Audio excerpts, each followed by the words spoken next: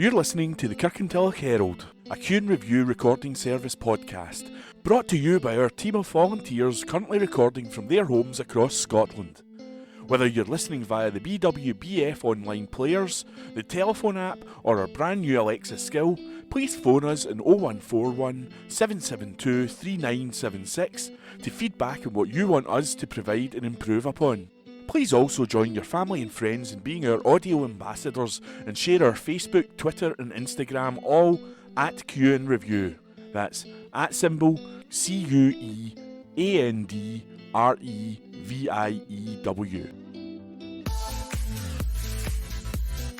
This week's Kirkintilloch Herald podcast, date Wednesday the 21st of September 2022.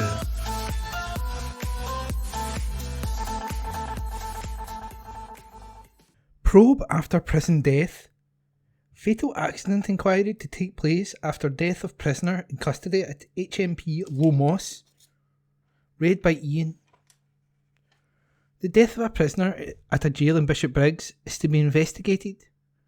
James David Hamilton Burns died aged 34 in September 2020 in HMP Low Moss. A fatal accident inquiry is to be held due to Mr Burns passing away whilst in custody.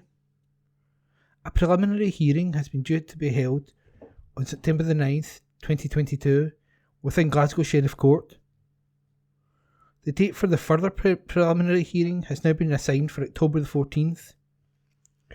The inquiry itself is due to take place on the 4th, 5th and 6th of January 2023 at Glasgow Sheriff Courthouse. A fatal accident inquiry is mandatory into the death of a person who dies in prison. This is under the Fatal Accidents and Sudden Deaths, etc. Scotland Act 2016. In special circumstances, the Lord Advocate may decide an inquiry won't be held. This week in history. September the 21st, 1915, Stonehenge and the surrounding 30 acres of land was sold by Sir Edmund Antrobus to Mr C.H. Chubb for £6,600 at auction. Chubb presented it to the nation 3 years later. On this day last year, Naomi Harris said portraying Miss Moneypenny in the Bond films as an intelligent and capable black woman was highly important and inspiring young talent. September 22nd, 1972, Idi Amin gave Uganda's 8,000 Asians 48 hours to leave the country. September the 23rd, 1964, the first performance of Fiddler on the Roof took place in New York, with Zero Mostel singing If I Were a Rich Man. On this day last year, scientists used artificial intelligence, AI, to create a drug regime for children with a type of deadly brain cancer, where survival rates had not improved for 50 years. September the 24th, 1960, the first nuclear-powered aircraft carrier, the USS Enterprise, was launched in Newport, Virginia. On this day last year, lobsters have long been able to keep their age a secret, but researchers cracked the code to aging the crustaceans. September the 25th, 1897, Britain's first motor bus service started in Bradford. September the 26th, 1977, Sir Freddie Laker's first Skytrain service began between Gatwick and New York. Hunters Hill concerns. Report by John A. McInnes. An open letter has been sent to Historic Environment Scotland, HES, by the Friends of Thomas Muir organisation, calling for the listing of Muir's former home at Hunters Hill House to be upgraded to Category A status, so ensuring greater protection for the building. Professor Tom Devine has joined a list of 130 academics, politicians and others who have put their names to this letter. Concerns had been raised when an application for planning permission was submitted to East Dunbartonshire Council proposing the subdividing of the Hunters Hill grounds into 4 plots with 3 large detached houses in close proximity, and with no intended provision from the sale of the plots towards restoration of Hunters Hill House. A number of objections have been made by the community groups and the general public. Thomas Muir was an advocate born in Glasgow in 1765. His passionate campaigning for freedom of speech and democracy was instrumental in the development of ideas that eventually brought about jury reform and the universal right to vote. He also inspired the formation of a range of reform societies that have shaped our nation today. His campaigning saw him tried for sedition and sentenced for 14 years transportation to a penal colony in Australia. The open letter said that it would be a travesty for the setting to be diminished and lost for present and future generations, adding that the character and setting of the building has remained unchanged for more than 250 years. It read, Hunters Hill House lies in a special category because of its unique association with former resident Thomas Muir, the father of Scottish democracy, which elevates Hunters Hill House and grounds to a place of special historic interest, locally, nationally and internationally. Category A listing would further protect Hunters Hill House from overdevelopment and subdivision of the grounds in ways that would have a detrimental impact on its character and setting. Leading historian Sir Thomas Devine said Muir was one of Scotland's greatest sons and a leading advocate of political reform in the 18th century. He added, Muir paid a grievous penalty for his courage and principles by being sentenced to transportation. And that report was by John A. McInnes. Flying the flag for 999 Day. Provost Gillian Rennick met with local fire and rescue service officers to mark this year's 999 Emergency Services Day. Launched in 2018, the National Day of Tribute is now an annual fixture when the nation celebrates its emergency personnel and remembers those killed in the line of duty. Provost Rennick was joined by Group Commander David Moore and his team from East and West Dumbartonshire and Argyll and Bute SFRS. They met at Council HQ and displayed the Special Emergency Services flag, which was flown at the Council headquarters in Kirkintilloch. Provost Rennick said it was an honour to pay tribute to our local fire service personnel and thank some of them in person for the role they play in protecting the lives of people living and working in East Dumbartonshire. This day of recognition is an opportunity to remind ourselves as a community that we have a duty to use our police, fire and ambulance services responsibly, for we never know the day or hour we may rely on them to save our lives or those of people we love. We must also remember that in the line of often dangerous duties, emergency service personnel have suffered injury and some have sadly lost their lives. On behalf of the people of East Dumbartonshire, I thank them for their service. We will proudly fly the Emergency Services Day flag to recognise the vital contribution emergency services personnel make to our daily lives. House buying scheme is extended by Council. For the first time, North Lanarkshire Council will now consider buying homes from private landlords and allow the tenant to remain in the home as a council tenant to help prevent homelessness and increase the council's housing stock. Benefits of the authority's open market purchase scheme to sellers include no estate agency fees, no home reports being required, no chain of sellers, and no viewers. The scheme, which has delivered nearly 600 additional council homes for rent since April 2018, is supported by the Scottish Government. It enables the council to purchase properties that are for sale on the open market, many of which were former council houses previously purchased under Right to Buy scheme. The latest extension enables the council to purchase homes from private landlords to help prevent homelessness. In certain circumstances, the council will also purchase properties from owners in blocks of flats, where all the other flats are already owned by the council, and allow them to stay in their homes as tenants. Councillor Heather Brannan McVeigh, convener of housing, said, "This scheme has been really successful in recent years, and by expanding it to private landlords, we hope to be able to attract additional sellers and provide more homes for council tenants to rent in our communities." The housing market has been difficult over the past few years, with the pandemic and cost of living crisis affecting sellers, but we hope that by extending our scheme, we can purchase and deliver more homes in areas where there is demand for that type and size of property. There are lots of benefits to potential sellers that can make it much easier for them to sell their home. It also gives us the opportunity to bring empty properties back into use that have been lying empty or derelict. The opportunity for sellers in mixed tenure blocks of flats to sell to the council and stay in their home also allows us to progress with common refurbishment works which will benefit all tenants in the block. Read by Alan Todd. House price rise again. Report by Joseph Hook. House prices increased by 3.4%, more than the average for Scotland. In Eastern Bartonshire in July, new figures show. The boost contributes to the longer term trend, which has seen property prices in the area achieve 14.1 annual growth. The average Eastern Bartonshire house price in July was £269,476, Land Registry figures show, a 3.4% increase on June. Over the month, the picture was better than that across Scotland, where prices increased 0.6%, and Eastern Bartonshire outperformed the 2% rise for the UK as a whole. Across the UK, the average UK house price leapt by 15.5% in the year to July, marking the biggest increase in 19 years. But the increase in annual inflation was mainly because of a base effect from the falls in prices seen this time last year. This was as a result of changes in the stamp duty holiday, the Office for National Statistics said.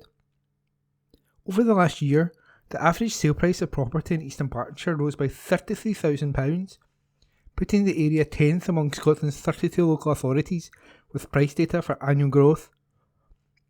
The best annual growth in the region was in the Orkney Islands, where property prices increased on average by 26.9% to £222,000. At the other end of the scale, properties in Aberdeen gained just 0.8% in value, giving an average price of £149,000. Owners of terraced houses saw the biggest improvement in property prices in Eastern Bartonshire in the month of July. Terraced houses increased by 3.7% to £202,776 on average. Over the last year, prices rose by 14.3%. Among other types of property, detached, up 2.9% monthly, up 16.5% annually, £489,289 average. Semi-detached, up 3.5% monthly, up 14.4% annually, £281,374 average. Flats, up 3.5% monthly, up 10.7% annually, £141,915 average. First-time buyers in Eastern Bartonshire spent an average of £199,000 in their property. This was £24,000 more than a year ago, and £46,000 more than in July 2017. By comparison, former owner-occupiers paid £322,000 on average in July, 62% more than first-time buyers. How did the property prices in Eastern Bartonshire compare? Buyers paid 39.6% more than the average price in Scotland, £193,000, in July for a property in Eastern Bartonshire. Across Scotland, property prices are high compared to those across the UK, where the average home cost £292,000. The most expensive properties in Scotland were in Edinburgh, £329,000 on average, and 1.2 times as more than in Eastern Bartonshire. Edinburgh properties cost 2.6 times as much as homes in Inverclyde, £125,000 average, at the other end of the scale. The highest property prices across the United Kingdom were in Kensington and Chelsea. Average property prices in July in Eastern Bartonshire, £269,476. Scotland, £192,966. United Kingdom, £292,118. Annual growth to July in Eastern Bartonshire, plus 14.1%. Scotland, plus 9.9%. United Kingdom, plus 15.5%. And that was a report by Joseph Hook, data reporter. For the love of Betsy. Strathkelvin and Bearsden MSP Rona Mackay has praised the selfless fundraising efforts of a Bishopbriggs girl in memory of her much-loved baby sister. Little Betsy Bingham passed away at the age of 9 months at the Royal Hospital for Children in Glasgow. In her memory, big-hearted big sister Thea, 10, asked family and friends to donate to the Glasgow Hospital Children's Charity rather than give her a birthday present. The generous youngster raised the grand sum of £1,111.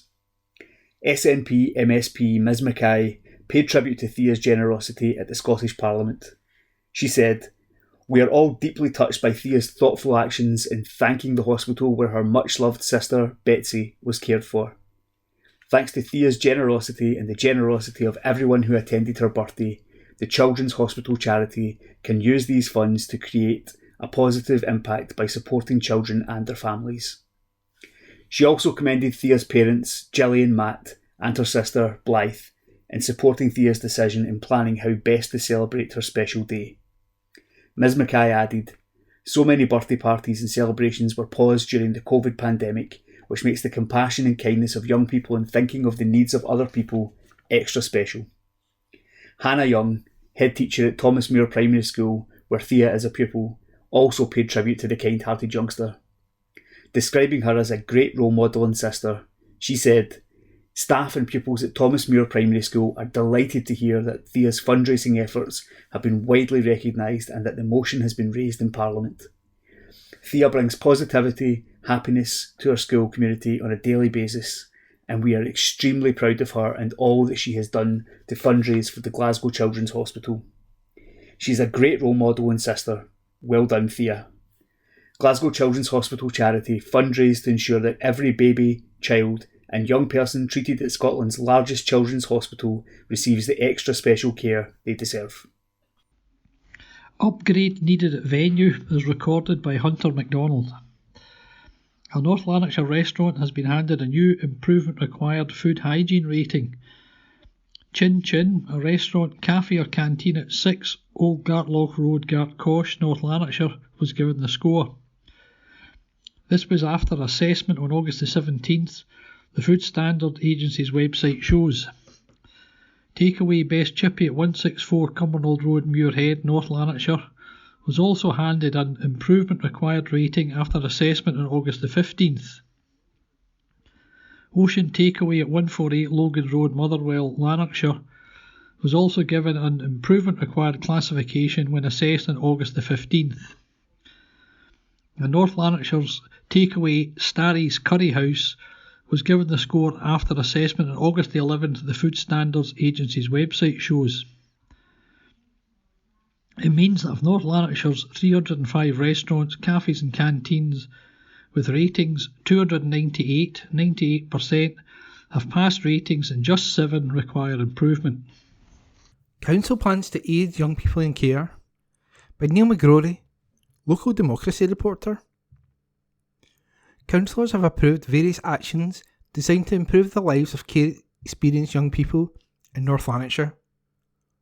The Champions Board, a group of senior figures from council services and partner organisations, have been working with Today Not Tomorrow, a group of older care experienced people, placing an emphasis on language. The resulting approach has been tested in a children's home and includes the introduction of memory boxes, which children and young people will take with them when they move on.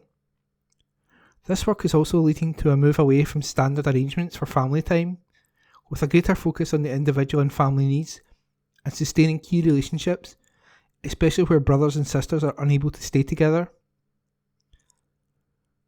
Children's Houses are involved in a pilot project led by Aberlour and Kibble, promoting alternatives to the physical restraint of children by use of safe holds.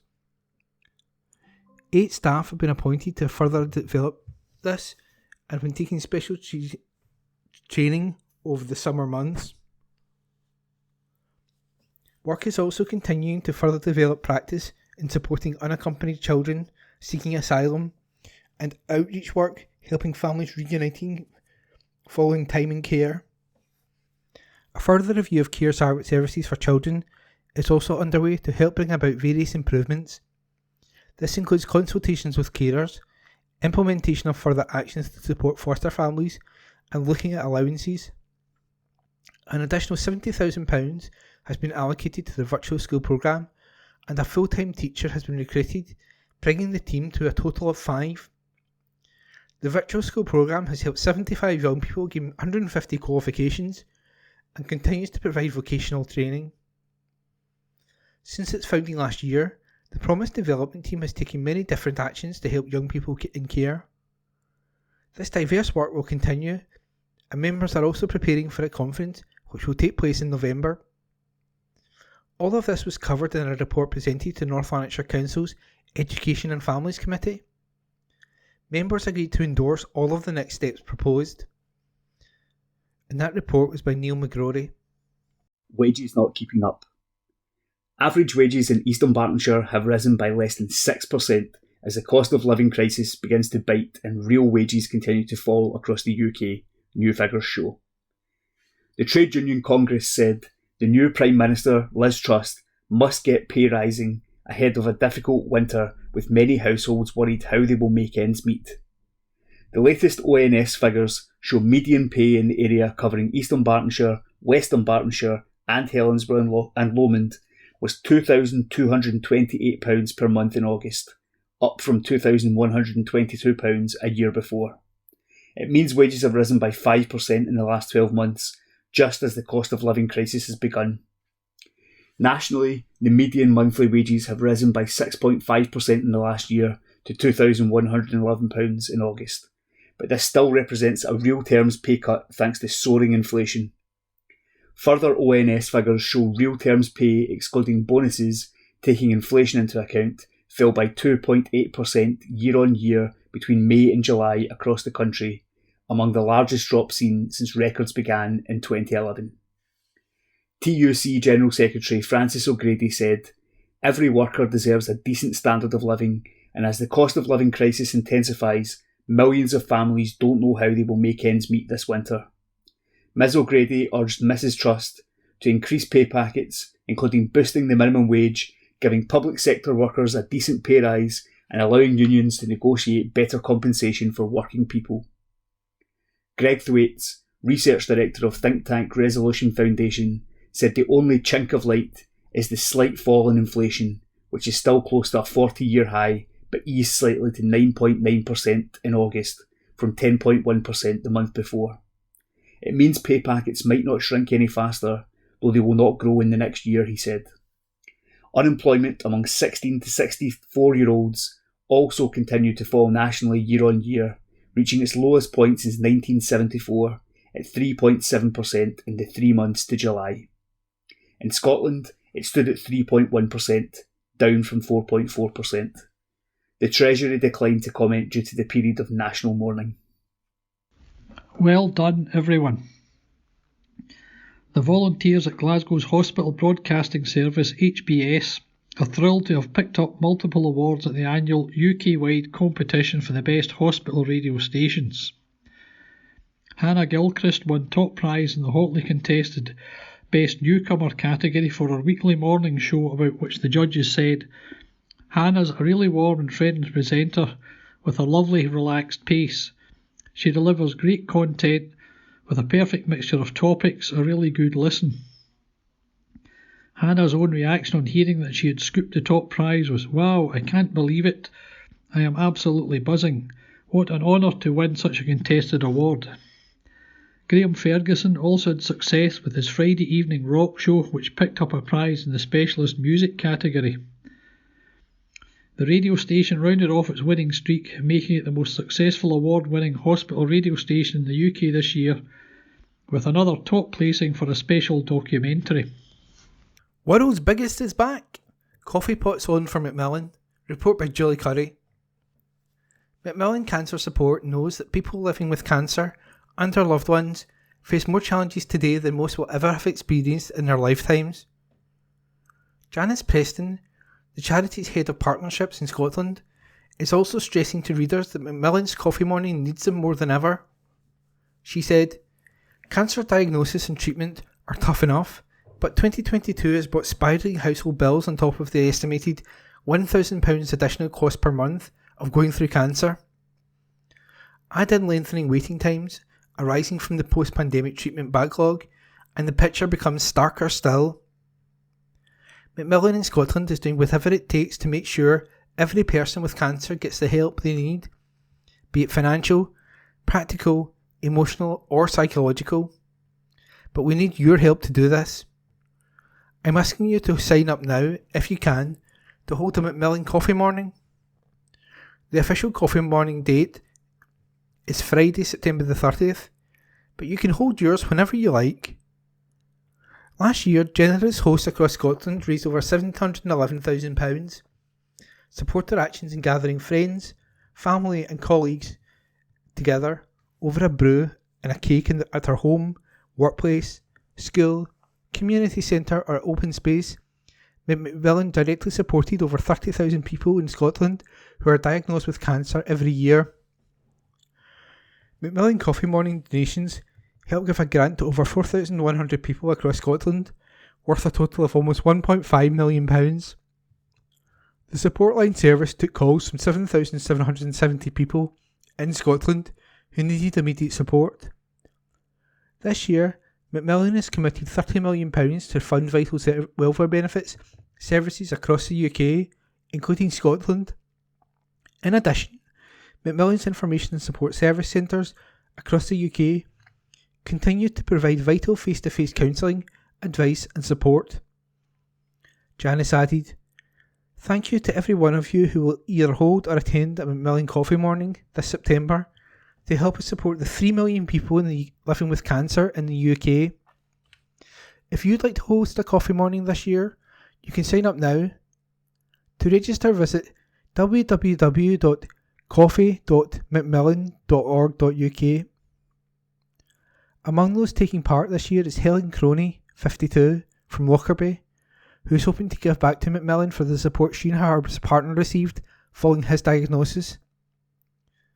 Clint Burgess, 52, was diagnosed with esophageal cancer in February this year and has been receiving chemotherapy treatment at Western Infirmary in Edinburgh with ongoing oncology support at Dumfries and Galloway Royal Infirmary. Helen said, "You truly don't appreciate what Macmillan does until you need it. That is why we want to host a coffee morning. Anything at all we can raise for Macmillan will help give something back." Charity support. Macmillan Cancer Support provides practical, emotional and personal support to people affected by cancer every year. The charity is there to support people during treatment, help with work and money worries, and listen when people need to talk about their feelings. Macmillan support line is available on 0808 808 0000 to help with clinical, practical and financial information. The line is open 7 days from 8am to 8pm. The Macmillan Online Community Forum is also there if you're facing cancer or love someone who is. For those times when you need to talk or just hear from those who've been there at www.community.macmillan.org.uk. Lending support to help students on paths to work. Scottish Careers Week will return from November 7th to 11th, and schools, employers and career practitioners are all being encouraged to get involved. Delivered by Skills Development Scotland, SDS, the National Skills Agency, along with a wide range of local and national partners, the week aims to build on the success of the first campaign in 2021 to showcase job opportunities across Scotland's industries. It will feature a wide range of events and activities to help people explore, understand and manage their career choices and the services and resources available to support them. With an expert SDS careers advisor in every state secondary school and over 50 career centres across Scotland, events will take place across the country to highlight the support available for school pupils right through to adult career changers. Employers and organisations across key Scottish sectors are also planning events and resources for the week to provide career inspiration to attract future and current talent to their industries. Education, learning and training providers will also create opportunities for the learners to expand their knowledge and experience of the world of work. A report titled Careers by Design was published in February following a review of career services in Scotland. The report included 10 recommendations designed to ensure career services support people to thrive in the future. Careers by Design also highlighted that Scotland has world-class career services. However, with the world of work changing at a rapid pace, this report evidenced how services must evolve in response to those changes. Sharon McIntyre from SDS said, "The career review has shone a light on the importance of building people's knowledge and experience of the world of work, from early years right through their career journey. We hope to have more schools, employers and organisations across Scotland join us this year.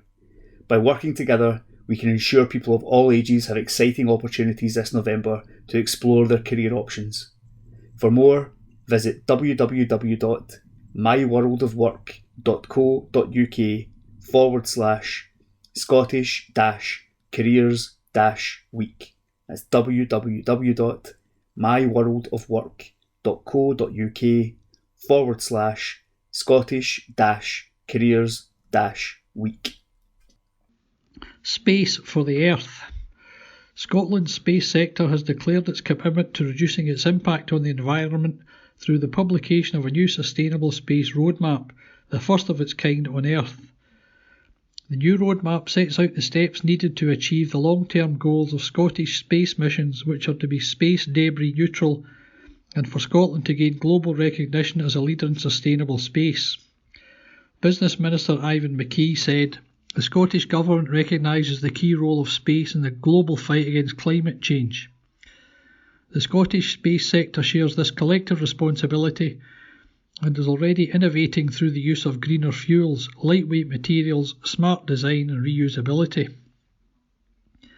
The Scottish Space Sustainability Roadmap is the next step in helping the sector reach net zero by 2045 and in setting an example for other nations." Katie is pride of Parliament. Bishopbriggs swimming sensation Katie Shanahan has been congratulated in the Scottish Parliament for her superb performance in this summer's Commonwealth Games.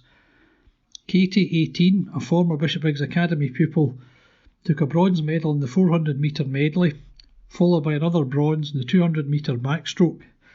Strathkelvin Bearsden MSP Rona Mackay congratulated Katie on her success in a speech on Team Scotland recently at the Scottish Parliament. She said this was an absolutely outstanding achievement. The icing on the cake was Katie's silver medal win in the 200 metre backstroke a few days later at the European Aquatics Championships in Rome. An incredible achievement in such a short space of time. She added, "I had the privilege of meeting Katie and her mum Alison at her old school to present her with a motion I submitted to the Parliament to congratulate her on her success. Katie is a remarkable young woman, self-effacing, passionate about her sport and to top it all, an academic high achiever, having swept the board with advanced hires and qualifications this year. It was a pleasure to meet her and her mum, who she credits with her success due to the amazing support she has received throughout her sporting career. As she starts another chapter of her life studying sport and journalism at Stirling University, while training for the next international competition, I wish her all the best." Diamond Day for Bishopbriggs Elith. It was a real diamond day recently for Bishopbriggs woman Elith Watson. The local lady got a surprise visit from Provost Rennick recently, organised by her thoughtful family on the occasion of their parents' 60th wedding anniversary. Provost Rennick met Elith at her home in Bishopbriggs to celebrate the landmark day, although sadly her husband of 60 years, Iain, wasn't able to join them due to ill health. Elith and Iain were married all those years ago on 6th of September 1962 in Stonelaw Parish Church in Rutherglen, following a holiday romance under the romantic skies of Norway a few years earlier. They went on to have 3 children and are now proud grandparents 4 times over. According to Elith, the secret to their long and happy union is simple: be kind to each other, and Iain has that in spades. In him, she said she found herself a loving husband, father and grandfather. Congratulations to Elith and Iain. Aside from diamond, the most well-known special wedding anniversaries are silver, 25 years, and gold, 50 years. Couples have to be married for 70 years to reach their platinum wedding, but other years have special names, starting with paper for 1 year, and couples often exchange gifts on that theme. When Elith and Iain wed in 1962, almost half of those who tied the knot that year were aged between 20 and 24. Just over a quarter of the women who married then were aged between 16 and 19.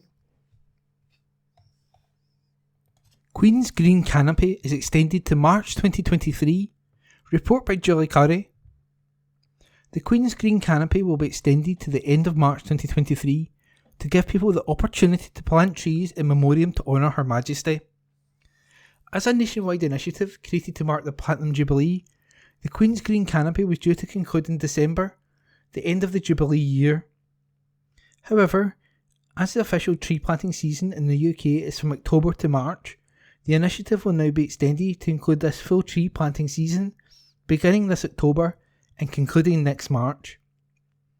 The Queen's Green Canopy is proud to be creating a living legacy, with over 1 million trees planted in Her Majesty's name across the nation during the first planting season from October 2021 to March 2022.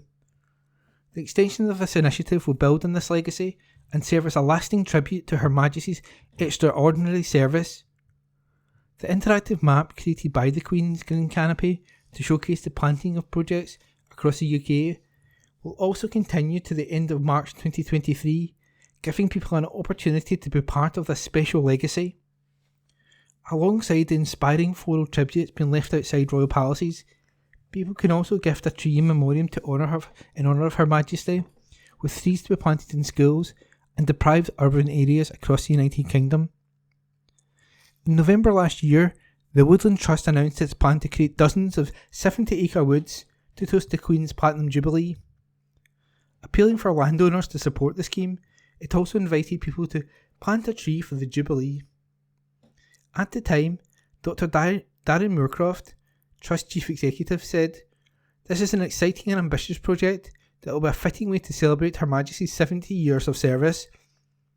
The woods and trees we establish today will join our army of existing trees, which are working tirelessly to clean our air, improve our mental health and capture carbon, as well as providing safe places for our wildlife to flourish." The UK is one of the least wooded countries at 13% woodland cover, compared to Europe's 37%. For more information on how to get involved or gift a tree, visit www.queensgreencanopy.org. Opinion. Let's talk.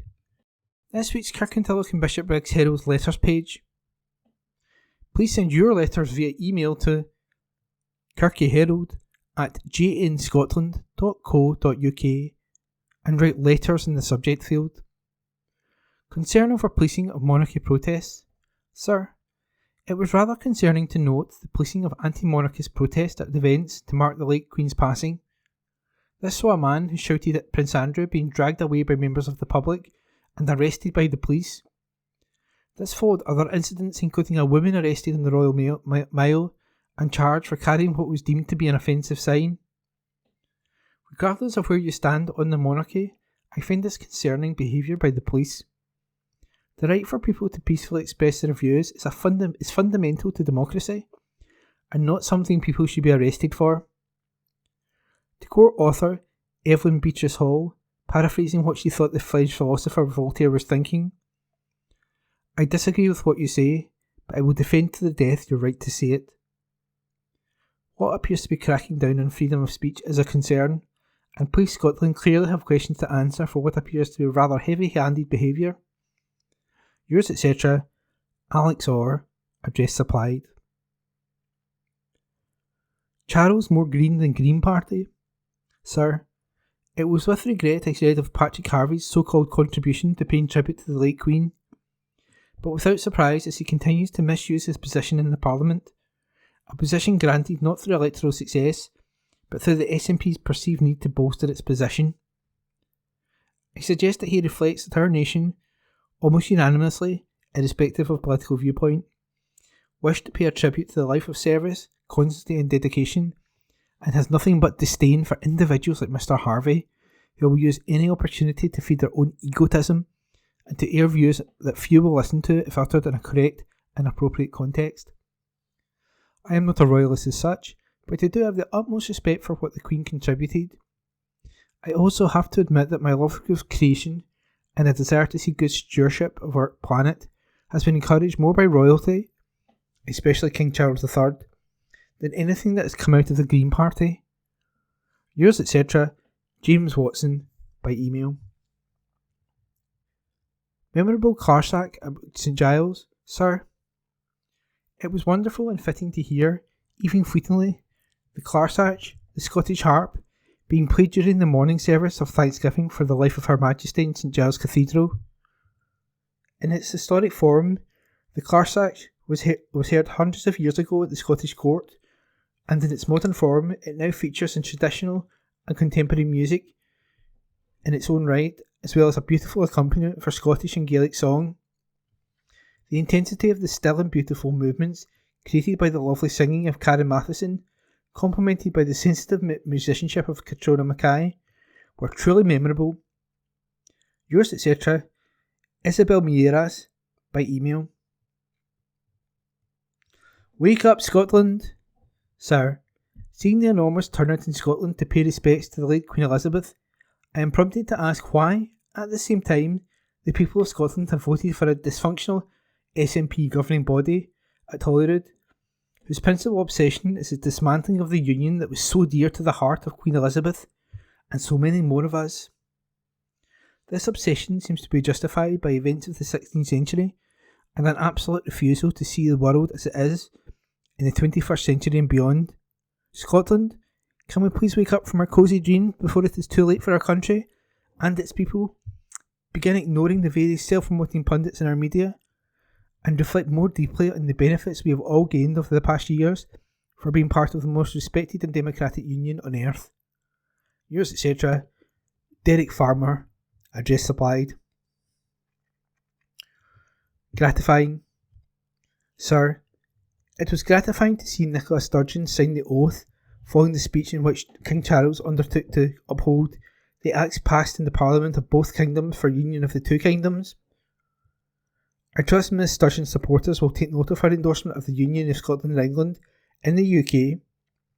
Yours, etc., Jill Stevenson, by email.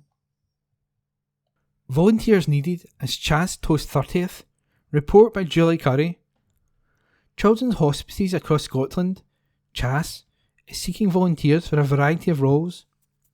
The charity, which is celebrating its 30th anniversary this year, is seeking hospice gardeners, housekeepers, reception, kitchen and activities volunteers, complementary therapists, a Google Ads champion, nursing support volunteers and shop volunteers. Chas also has specifically targeted Glasgow, Lanarkshire and Renfrewshire to recruit home support volunteers to help provide practical support to families caring for children with life-shortening illnesses. Tasks will vary, but could include supporting siblings or helping with everyday household tasks. Fiona Harvey, the charity's head of volunteering, said, "We've identified that we need over 100 volunteers across Chas to help fill the gaps that we currently have following the pandemic. Many volunteers have stepped back for various reasons, and life has changed in so many ways for so many in the wake of COVID. Volunteering with Chas is a great way to meet new people and uses existing skills to make a real difference to the families of children with a life-shortening condition." Emma Steele, Chas's home support lead in the West, added, "For the home support volunteer, we are seeking passionate people to care for the families we support in the comfort of their own homes. We are looking for individuals who are 18 or over, with a compassionate nature, good listening skills, a driving licence and the ability to be flexible and reliable. All Chas home support volunteers will be thoroughly trained and supported." Kirsty Mackay, who has been a home support volunteer for 2 years, based in Aberdeen, said, "I find you can forget about your own life for a few hours as you are totally focused on helping someone else in need. All home support volunteers require membership of the PVG scheme. Chas will cover out-of-pocket expenses. Anyone interested in the roles can apply online at www.chas.org.uk/volunteers. Email volunteering@chas.org.uk or call 01577 866 065. Dementia research. Time is everything. New research from the University of Edinburgh into dementia has discovered that time is everything in diagnosis as rates dropped by 7.6% during the COVID-19 pandemic. The number of people being diagnosed with dementia has decreased since the beginning of the first UK lockdown in March 2020, compared to the previous year. The research was co-produced with BUDD's Better Understanding Dementia Diagnosis, a lived experience group who worked with the researchers to gather an understanding from those affected by the disease. Those involved in BUDS were largely people who were most affected when many dementia assessment and diagnostic services closed in March 2020. Entitled Understanding Dementia Diagnosis During the COVID-19 Pandemic, Patient and Practitioner Experiences, the report made a series of findings to inform future practice. Dr. Tom Riss, Principal Investigator, said, "Conducting memory clinic appointments by phone during the COVID lockdown was very difficult. I am so pleased that we have managed to capture the experience of some of the people who were affected by clinics having to close.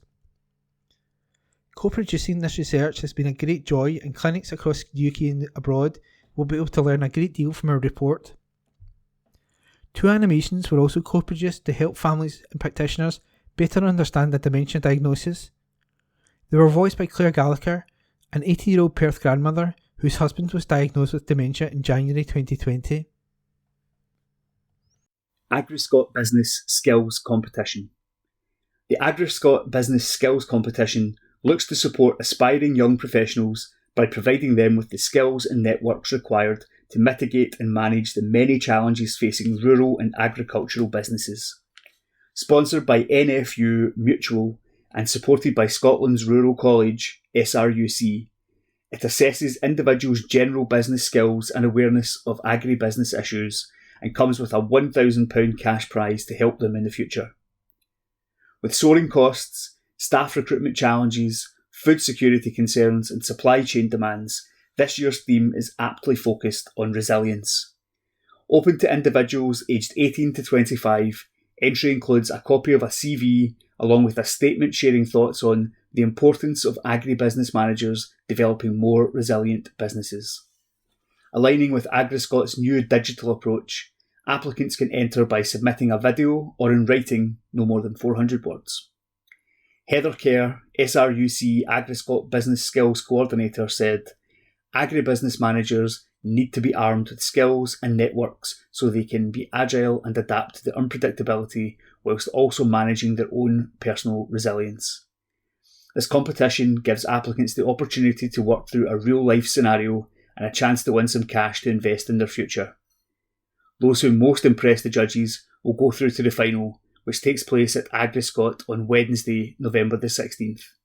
To find out more, visit www.agriscot.co.uk or email Heather via heather.care@sruc.ac.uk.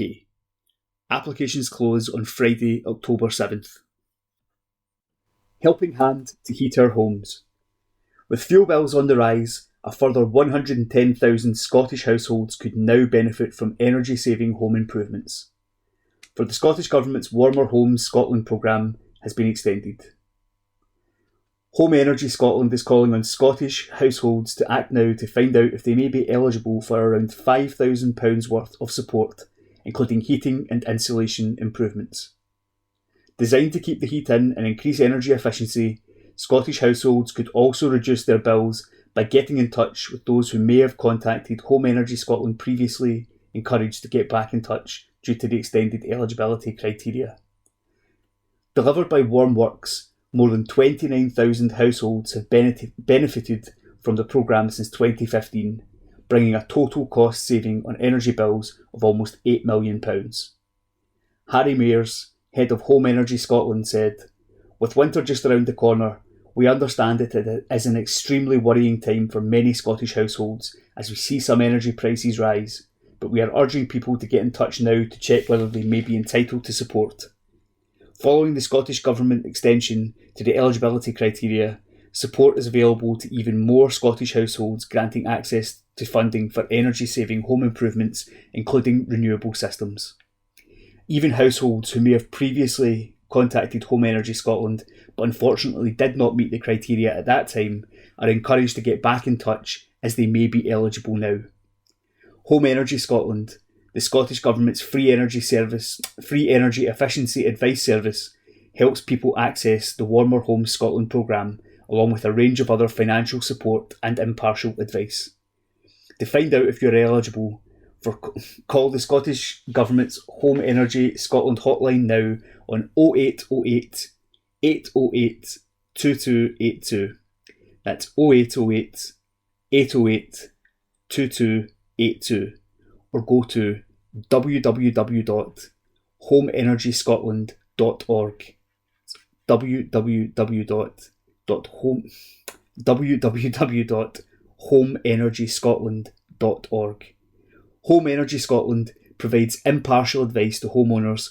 Calls are free to 0808 808 2282 or visit www.homeenergyscotland.org/contact to request a callback.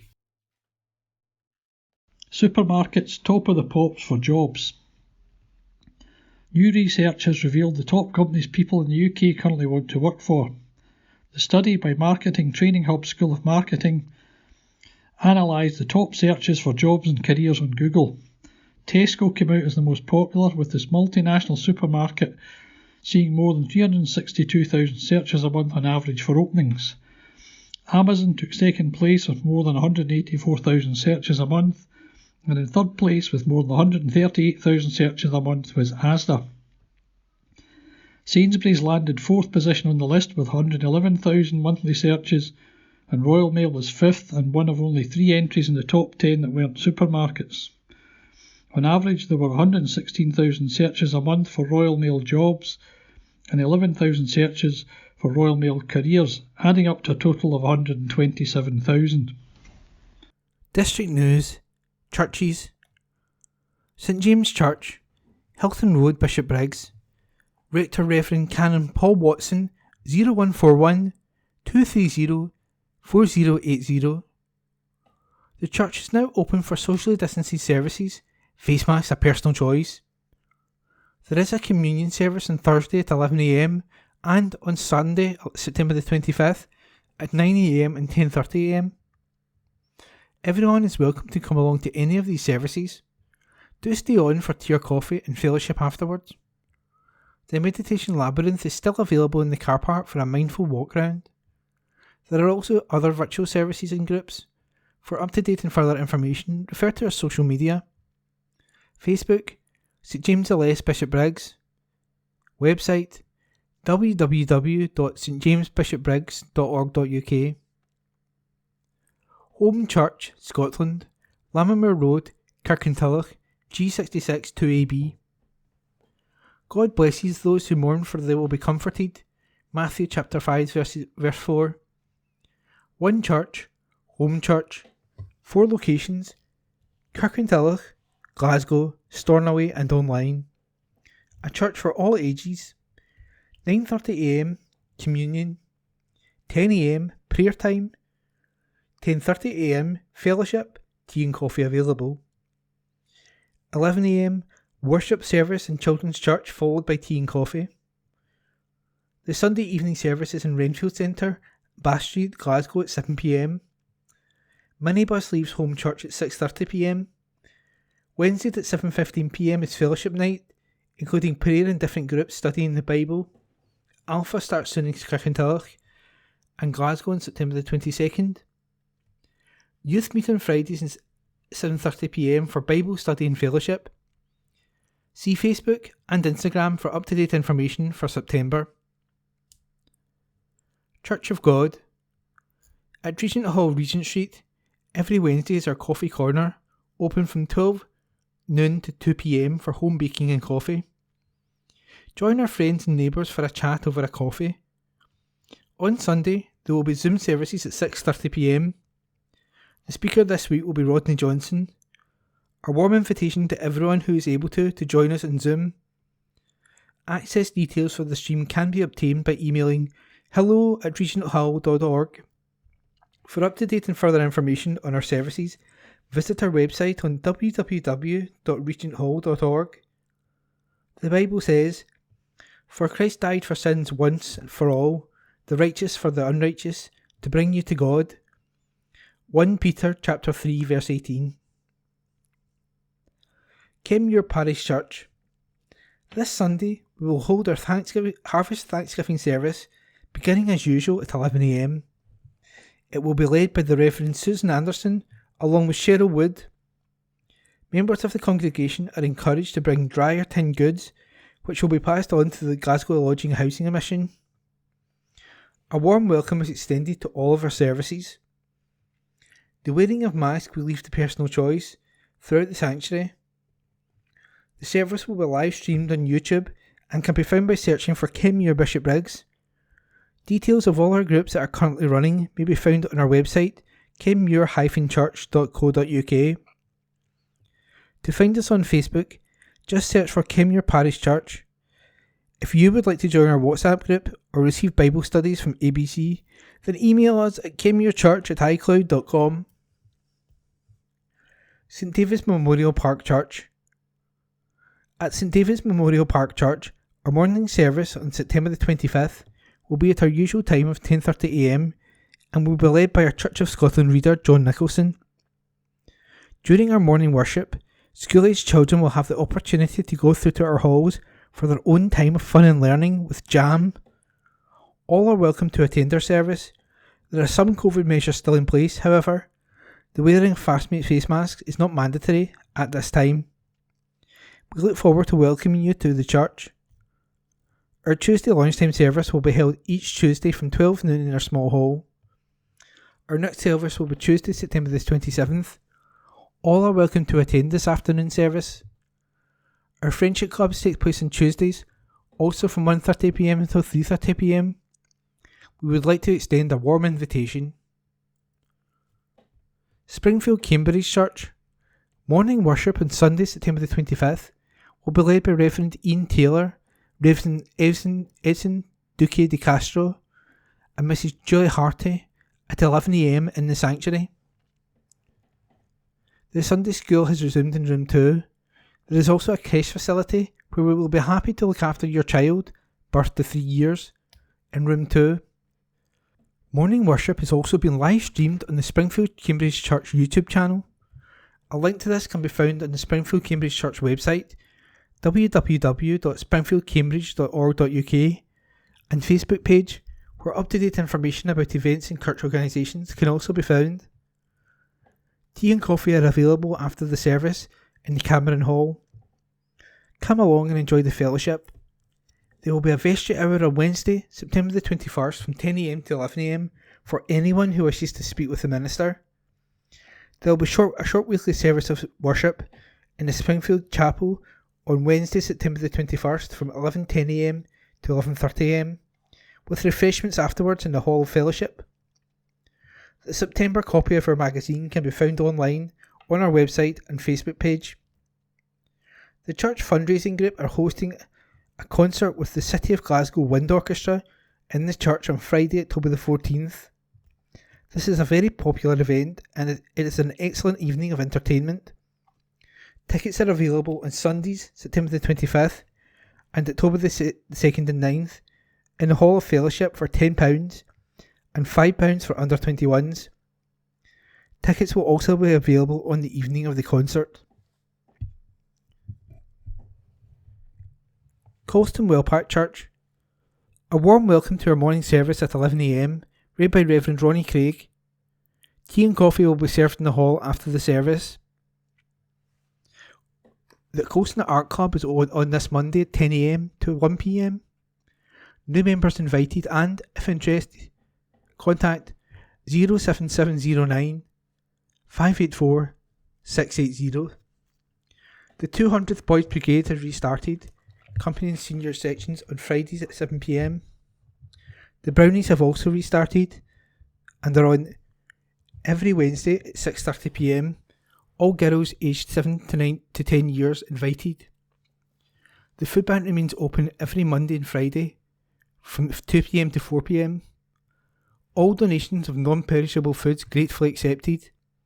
Follow our services on Facebook at Colston Wellpark Parish Church, and if you require further information on our church activities, etc., contact 07813 255 052. Lenzie Union Parish Church. Sunday worship on September the 25th is at 11 a.m, led by Reverend Dan Carmichael. There is tea and coffee in the new hall after the service. Young people are also welcome to Lighthouse and Bible class. A live stream of the service is available on YouTube via our website. The meeting place and coffee shop is open on Wednesdays 10 a.m. to noon in the new hall. Everyone, from the very young to the young at heart, is welcome to join. We also have a good selection of greetings cards and second-hand books for sale. Youth Cafe is on Thursdays 3:45pm to 5pm in the church grounds, a place where young people can hang out and have a good time after a long day at school. Contact Kim Halliday, youth worker at lupc.org. The coffee pot is open on Fridays at 10 a.m. until 12 noon in the new hall for teas, coffee and chat. The Craft Cafe in Dean House will meet on Tuesday, October the 4th, 2 p.m. to 4 p.m, then fortnightly.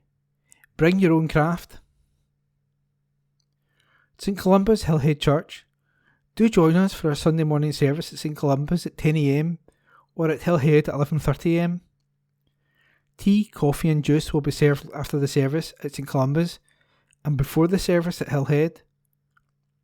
We'd love to meet you, but if you really can't come to a service in person, you can still connect with us by live stream from St Columba's via www.kirkintillochstcolumbus.org.uk or by searching for St Columba's Hillhead Kirkintilloch on YouTube. We also have a shorter midweek service at St Columba's on Wednesdays at 10 a.m.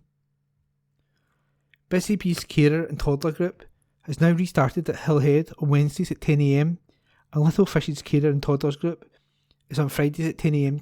St Columba's. First Kirkintilloch BB has also restarted after the summer and meets on Friday evenings for school-aged boys. District News, General, date 21st of September 2022.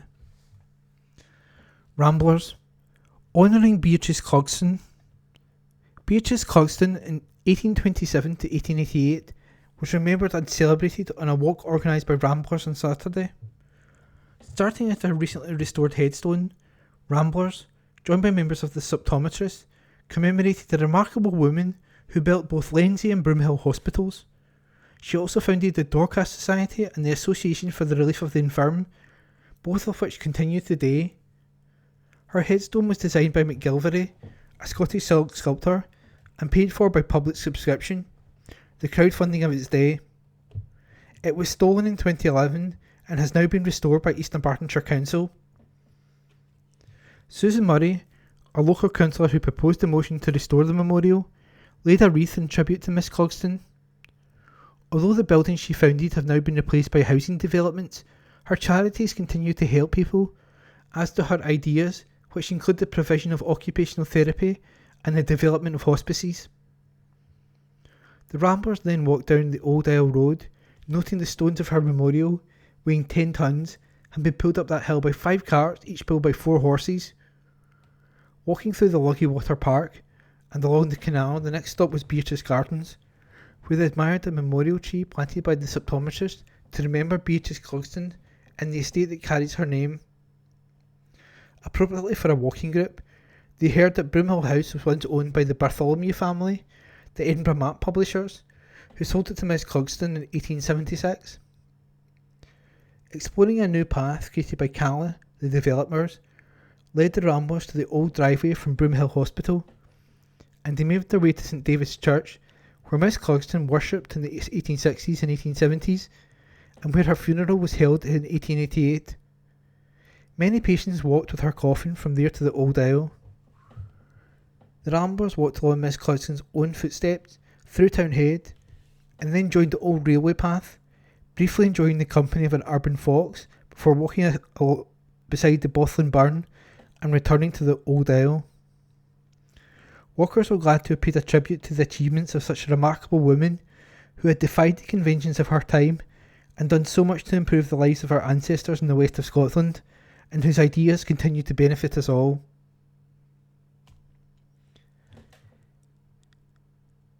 Pets are part of the family. Blue Cross launched its big pet census to find out more about the UK's pets and the bond with our four-legged friends to mark the charity's 125th anniversary this year. The survey confirmed the UK is a nation of pet lovers, with the majority, 95%, saying they consider their pet as part of the family, 73% saying they bought their pet to something nice to show them that they love them, and 91% gave their pets treats. The charity was concerned with the poll revealing that 17% of new owners did not meet the pet before their purchase, and almost 24% said they would buy a new pet through an online advert. Blue Cross has raised issues around the unregulated online sale of pets. Community spirit is lacking. A major new study from the Co-op looking at the state of the UK's communities has revealed that over 2/5, 46%, of people living in Scotland don't feel part of the community in which they live. Perhaps the reason for this lack of community spirit, the report identifies that Scotland can be seen as a sort of revolving door. Almost a fifth, 19%, of people don't think they'll live where they currently reside in 5 years' time. Top 10 reasons for community decline in Scotland are: not enough facilities for people, not enough government or local council funding, people are struggling to become more insular, people are taking less pride in their community, not enough housing, it's too expensive to live there, so people are leaving, not enough investments in green spaces or the environment, work and employment opportunities are leaving the area, young people are leaving the community, and fewer groups are volunteering in the community. In terms of the impact of not being a part of a community, a fifth, 20%, feel isolated, almost a fifth, 18%, feel lonely, and almost a tenth, 9%, feel anxious as a result. In response to these findings, Co-op is introducing a further 150 member pioneers across the country as a means of putting more people on the ground to helping make communities happier and healthier places to be. Member pioneers, funded by Co-op's membership scheme, bring people in local causes together, offering practical advice and help, making communities a better place to work, play, live and learn. Rebecca Birkbeck, Director of Community and Membership at the Co-op, said, "It's concerning that so many people feel disconnected from their local community. Our study shows that when people come together, good things happen, which is crucial during these challenging times. Our member pioneers have a vital role to play in helping their local communities connect, which is why, through our Co-op membership scheme, we're going to be arming more communities with even more of these wonderful people." Holyrood View, Queen's Death Touched Many, by Rona Mackay, MSP. The death of Her Majesty Queen Elizabeth II has touched many people throughout the UK, and we are living through a historic time. She was indeed a remarkable woman who devoted her life to public service and had a great love of Scotland. I attended the proclamation event at Kilmardenny House in Bearsden and signed the Book of Condolence in the Parliament on behalf of the constituents of Stratkelvin and Bearsden. As I returned to Parliament after recess, anxiety over the cost of living crisis was weighing heavily on people's minds. We have a new Prime Minister in Liz Truss, but that is cold comfort for many people who face a bleak winter ahead. The Conservative Party shamefully focused on their leadership race, while households and businesses in Stratkelvin and Bearsden and across Scotland were struggling to make ends meet this summer. While the UK government was missing in action, the Scottish government was busy doing all it could, despite restricted powers, to help those hit the hardest. Our programme for government aims to meet the huge challenges we face. People renting facing difficulties will not lose their home as there is a ban on evictions, as there was during the pandemic, and a rent freeze for social and private tenants until at least March 31st. Our Scottish Child Payment is unique to Scotland, the most ambitious child poverty reduction measure in the UK. We are increasing this to £25 a week and extending it to the under 16s. Free school meals are also being rolled out to primary 6 and 7 pupils, and a further steps being taken to mitigate the Tories' cruel benefit cap. Rail fares will also be frozen until March 2023. Ultimately, though, the Scottish Government continues to act with one hand but tied behind its back. The majority of powers to make a real difference are held by the UK Government, which demonstrates acutely why we need to be an independent country. Post-pandemic, it's great to be able to get out and about in the constituency again, making face-to-face visits. I'll update on that in my next column. Meanwhile, do not hesitate to contact my office with any issue, or if you require a surgery appointment. Email rona.mackay.msp@parliament.scot. That's rona.mackay.msp@parliament.scot,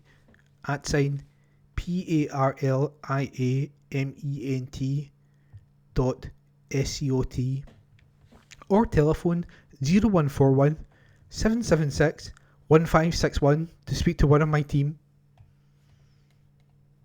Public notices. Planning notices. East Bartonshire Council public notices. Members' surgeries. Councillors' arrangements for interviewing residents. Ward 6, Lindsay and Kirkintilloch, Willie Patterson. 26th of September, Kirkintilloch Leisure Centre, 6 p.m. till 7 p.m. Between surgeries, councillors can be contacted at the Members Support Unit on 0300 123 4510. Planning applications. Format. Application number followed by address/location, followed by proposal, followed by type of advert, followed by period of reps. TP/ED/22/0551. 33B Townhead, Kirkintilloch, East Bartonshire, G66 1NG. Subdivision 2 form 2 units, retrospective. Section 65, affecting CA, 21 days. The application plans and other documents can be viewed online through the Council's website. The current restriction on non-essential office work associated with the coronavirus pandemic means that plans cannot be viewed in the Council offices as normal. Written comments may be made within the above period to the Council through the Council's website or to the above address. Any representations will be treated as public documents and made available for inspection by interested parties and may also be published on the Council's website. Family announcements. Deaths. Condon Mary. Peacefully at Springvale Care Home, Lennoxtown, on Wednesday, September 14th, 2022. Mary, beloved wife of the late Bart, loving mother of Brian, Maureen and late Veronica, and a proud grand to Alistair and Susie. Reception and vigil to take place on Tuesday, September 20th, 2022, at St Holy Family and St Ninian's RC Parish Church, Kirkintilloch, at 6:30 p.m. Funeral Mass will take place on Wednesday, September 21st, 2022, at 10 a.m, thereafter to Old Isle Cemetery. Next to exit G663UR at 11:15 a.m. There will be a retiral collection in favour of cystic fibrosis. Aliyah is the latest signing at City. An article by Brian Newell and read by myself, Corrie. Glasgow City have boosted their ranks with the signing of South African youth international Aliyah Ali. The 18-year-old is a product of the GVW Football Club Academy, run by former City defender Janine Wan Wyke. Ali, who's been capped for her own country at under 17 and under 20 levels, said, "I'm excited to have signed my first pro contract with Glasgow City. The team and staff have all been very welcoming, and I've been enjoying every moment at training, on the pitch and off. I am grateful for the opportunity to continue to grow and develop my football further here at Glasgow City." City head coach Aileen Gleeson added, "We are delighted to welcome Alia Ali to Glasgow City. She is a composed, athletic young midfielder who shows excellent potential and who will no doubt excel in a professional environment. We are excited to provide her with this opportunity and feel she will develop quickly and add depth to the squad." Ali went straight into the squad as City returned to action away to Hibernian in the SWPL 1 last midweek. City maintained their 100% start to the season with a 4-0 win as they continue to match Rangers stride for stride in the early part of the campaign. The visitors went ahead after less than 2 minutes as Hibs keeper Bernadette Haaland pushed Kingakoza's flicked volley into the bar. But the home side failed to clear and the ball came out Lauren Davidson on the edge of the box to fire home. The second came 5 minutes later as Hibs striker Noor Mustafa lost her bearings after Hayley Lauder fired in a corner kick and the ball deflected off the back of the Swede's leg and into the net. Hibs looked to get back onto the match, came close as Lee Eddie Corner chopped the crossbar. But it was City who scored again on 37 minutes as Emily Whelan headed in a cross from Megan Foley. 2 minutes into stoppage time and 3 became 4 as Davidson's left wing cross was headed out by Sibohan Hunter, but only as far as Kozak who volleyed in. There would be no scoring in the second half with both sides missing penalties. On the hour, referee Fraser Bushell awarded Hibs a penalty when Foley barged into the back of Mustafa, but Erin Clackers was equal to Hunter's effort, who then put the rebound wide. 10 minutes later, it was City's turn from 12 yards after Shannon Leishman fouled Kozak, but Marie Fulton's strike was saved by Hayland. Although Ali would remain on the bench, summer signing Chloe Warrington and youth player Lisa Forrest came on to make their debuts. Next up, City welcome Hearts to Petershill Park on Sunday. Meanwhile, City have several players in action during the recent international break. Lee Gibson played in both Scotland's narrow friendly defeat to the Netherlands and the World Cup qualifier against Faroe Islands. Gibson kept a clean sheet in Tórshavn, while Lauren Davidson appeared as a late sub and Jenna Clark was also in the squad. King Kozak came on as a sub in both of Poland's World Cup qualifying victories over Albania and Kosovo, scoring against the latter. Michaela Moore played the 90 minutes in both of New Zealand's friendly wins over Mexico and the Philippines, scoring a penalty in the second game. Priscilla Chinchilla came off the bench in both of Costa Rica's friendlies, defeats against Colombia. That article was written by Brian Newell and read by me, Corrie.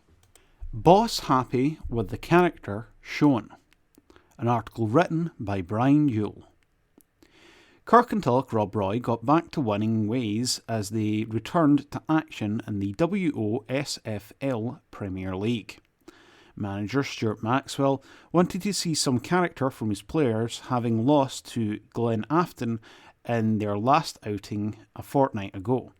And he certainly got that with a comfortable 3-0 win away at Beath. Robbie Young opened the scoring when Ben Daly's shot was half blocked by a defender, but ran nicely into his path to fire home.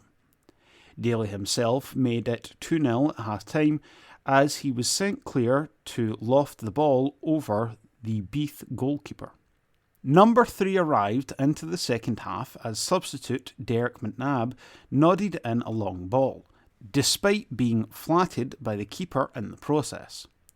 Maxwell said, "I'm really pleased. I thought in the first half we were excellent, and I thought 2-0 probably flattered them, as we were on the front foot. Created numerous chances and penned Beath in. Beath are a good side, and it is credit to our boys' performance that they were so dominant in the first half, which I was delighted to see. They came down the hill at us in the second half, with fire in their belly, and we had to ride out maybe the first 15 minutes. I don't think they created many chances, but they had more possessions. It was a bit of a scrappy second half. They threw a lot at us, but as good offensively as we were in the first half, we flipped in and were really good defensively, and then nicked a late third on the corner, which is typical of where we have been this season. Glen Afton was a sore one because we were 1-0 up, were the better side, but then lost 2 quick-fire goals and never recovered from it. We are realistic. We know we aren't in the food chain in this league. There will also be bumps in the road. I wanted to see a wee bit of character. Obviously, we never had a game last week, so I wanted to see how we reacted as a squad to our first blip. I think we showed our character coming into a difficult venue against a good side and putting in a top-class performance. Rob Roy are in action in the Scottish Junior Cup on Saturday as they host Dundee North End. That article written by Brian Newell. Petershill through on penalties. Petershill are the first club through to the third round of the Scottish Junior Cup. Petershill hosted Irvine Meadow on Friday, winning on penalties after a 1-1 draw. The home side took the lead on 29 minutes as a free kick by Eddie Ferns was knocked in by Craig Leach. An equaliser came on 72 minutes as Callum Graham angled drive beat Stephen McNeil. The match went into penalties as McNeil, the hero, saving 2 of Irvine's kicks as Petershill won 4-1. A goal by trialist Ross Campbell rescued a point for Glasgow Pershore in a 1-1 draw away to Mabel in the WOSFL 2nd Division. Pershore aimed to reach the third round themselves when they host Kilbirnie Leadside on Saturday. West Park on top in first derby. The first Bishopbriggs derby in the WOSFL took place on Saturday as West Park United hosted Rossvale Academy. The home side won 4-1 as James Simpson, Connor Irving and Jordan Thompson made it 3-1 by half-time, with Martin Reid replying for Rossvale. In the second half, West Park added a fourth as Ryan Donahue. Both sides are in action in the Strathclyde Demolition Cup this week as Rossvale hosts Easterhouse on Friday and West Park are home to Renfrew on Saturday. Rossvale are still looking for the first league win of the season following a 3-0 at home to Rutherglen Glencairn on Saturday. Rossvale host Auchinleck Talbot in the Scottish Junior Cup on Saturday. Thank you for listening to this week's Kirkintilloch Herald podcast, brought to you by Iain Review, print speaking to the blind. If you've any feedback, you're welcome to call us on 0141 772 3976. If you enjoyed this recording, feel free to subscribe to our channel.